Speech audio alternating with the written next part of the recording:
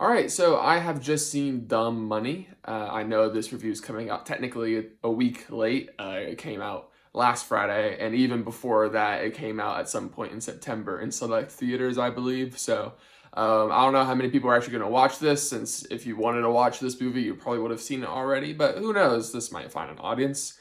And I kind of wanted to watch this movie. It looks interesting enough. This is one of the few biographical movies that I can watch where I actually remember hearing about this event in the news, right? Most of the stuff that I've seen is either ancient history or stuff that's happened like in the 80s or 90s, you know? So I was pretty interested to see how they would depict this event. Now, I'm just gonna be upfront, I'm not like a stock market type of guy. I'm not a big money guy. I don't like math or numbers. I don't think it's very interesting, and I just leave that for smart people. So I was a little interested to see how they will present the material of this movie to an audience member like myself, who is vaguely aware of the real life story of how the stocks in GameStop kind of rose and made the rich people kind of, quiver in their boots per se. So I knew, the vague details, but, nothing like that. And I'm happy to say that the movie does a pretty good job of making it very approachable.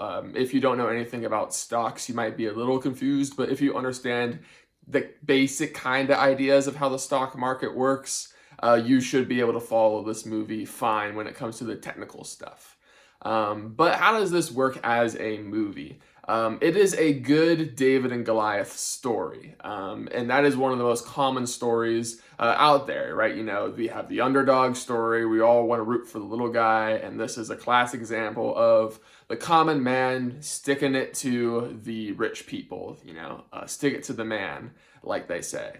But one thing that this movie does that really makes it unique from other movies like this is they really hone in on the community aspect of it, and that this whole GameStop fiasco was kind of pushed by the internet community and by people basically seeing it as a meme, and that gave it a lot of momentum.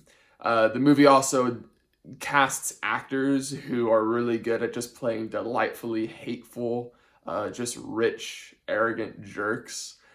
Seth Rogen and Nick Offerman in particular, and Vincent D'Onofrio, and Sebastian Stan. Basically, all the rich people are just, they're really fun to hate in this movie. The cast all around is really good. They got some really good actors for this movie. So as a whole, I enjoyed it.